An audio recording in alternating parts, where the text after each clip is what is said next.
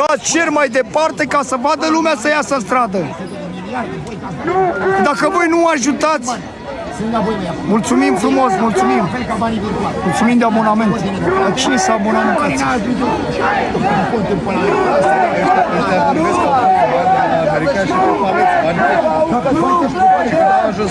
Ce să mai vezi, mă, cine s-a abonat, mă?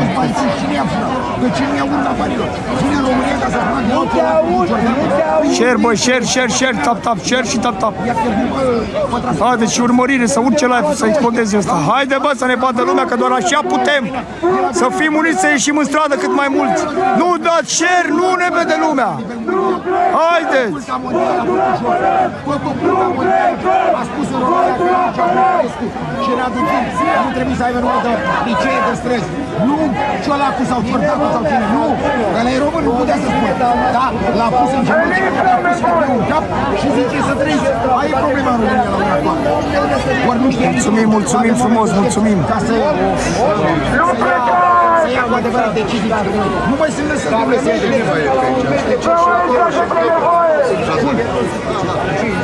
Dar și în spate să mă treci. Da, nu mai te lasă și când vorbești cu oamenii în Păi nu, că dacă ies în băl și m-am nevoie să retragă pe acolo, îl arăm și pe acolo. Ce dacă